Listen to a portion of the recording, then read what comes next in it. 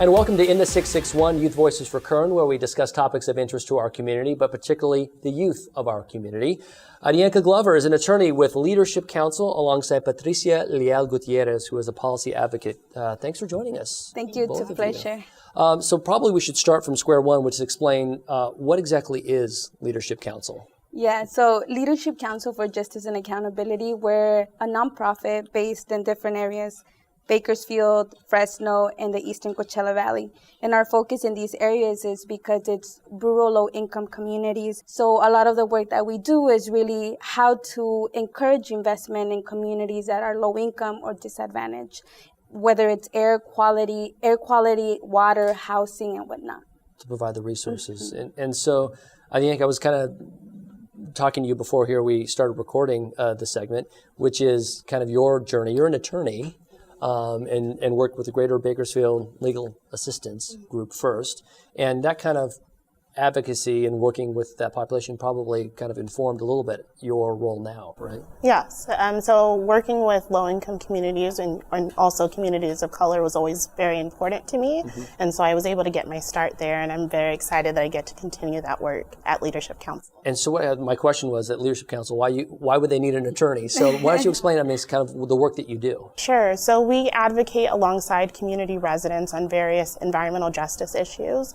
And so when we don't feel like we are able to achieve our objectives just through meetings, we definitely take other approaches to address issues, whether it's writing formal comment letters to counties or cities regarding various topics, or if necessary, we do bring lawsuits to effectuate the change that we want to see for our community residents. All right, so let's talk a little bit about what's going on. The Kern County General Plan is currently in a process of being updated for the future. And from my understanding, it doesn't get updated very often.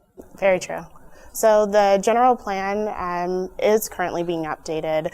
The last time it was updated was in 2004. And so it's something that is updated every about 15 to 25 years. And it is the blueprint for how the community's vision will be achieved for the future. I mean, looking towards, basically they're going to label it 2040, right? Looking towards the way future, next 20 years.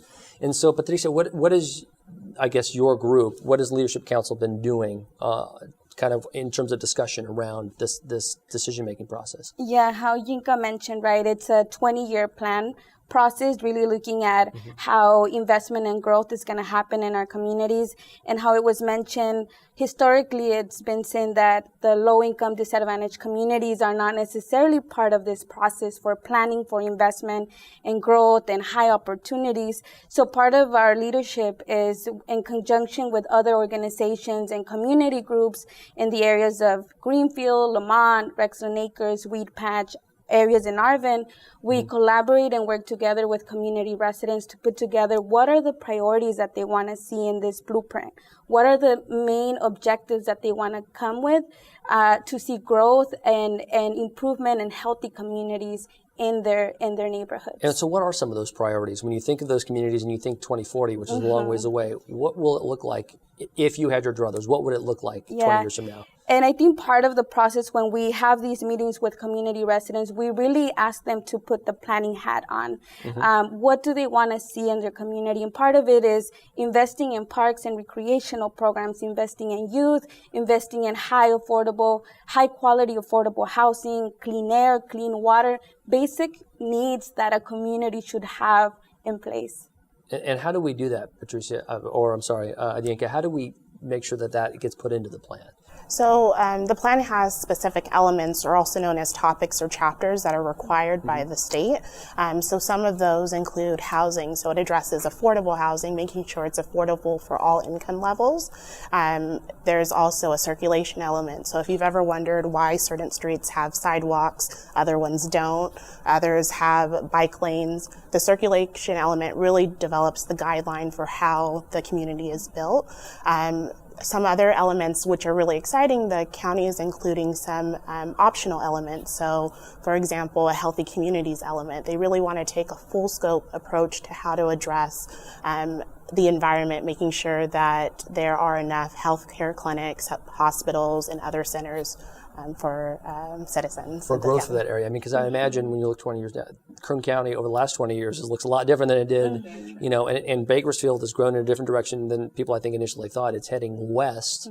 So where does Lamont, Arvin, Weedpatch, where do those communities grow? Are they growing up north towards Bakersfield? Are they growing south, you know, further south towards the Grapevine? I think right now we're in the middle. It's Lamont and Rexon Acres are a part of the what you call the Metropolitan General Plan update, and that portion really looks at the growth within Lamont, Rexon, and Weedpatch areas. But now the approach that the county is taking is really taking a second look to how to make sure that those metro areas are really growing with the county and not necessarily only with the city. Yeah, and it's not only expansion outwards, it's also reinvestment into the communities. So we look, as an organization, we really focus on infill development. So we want to make sure that the development happens in the communities as they exist. And planning things for the future. But let me ask you this, because one of the challenges is money, right?